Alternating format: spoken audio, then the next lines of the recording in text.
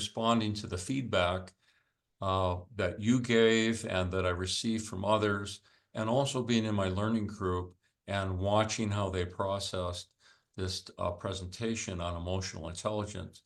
I want to give you a practical kind of step-by-step procedure that you possibly could think about and practice.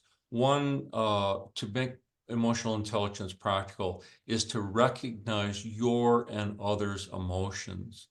Your emotional self-awareness can increase just by asking yourself, what's my emotional state right now? You can also pause and notice and ask yourself, what's the emotional state of my teammate?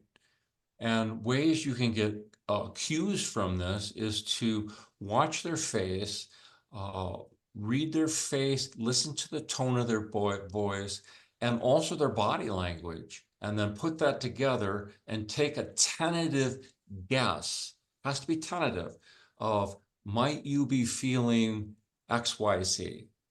And so you also could do something that would be really helpful, is just to jot down your observations in your journal. You could have it with you at work or wherever you are, and later in a quiet time, you could reflect on that, and this will help grow your emotional intelligence.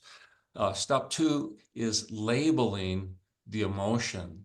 You may, it may be an unpleasant emotion, it may be a pleasant emotion. You may just take a stab and say, you look like you're mad.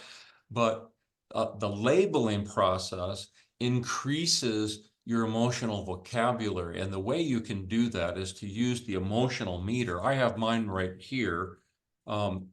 My emotional meter is kind of beat up a little bit because I've used this with coaching clients, I've used this with friends, and as I listen to people, I try to identify where they're at, and I may ask a tentative question. I have a hunch that maybe you're feeling really calm right now.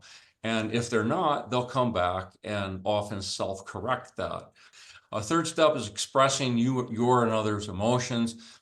Prior to expression of emotion, it's good to ask yourself for a quick second, Holy Spirit, guide me in what I do with this emotions. Emotions can be very strong. They can be very active in our life. You can ask yourself before you act off an emotion and express it, is this a safe and trusting place or person to share my emotional state with? If you determine to proceed, you can ask a tentative emotional check-in question like, I have a sense I'm feeling uneasy myself, and I'm wondering if maybe you feel angry.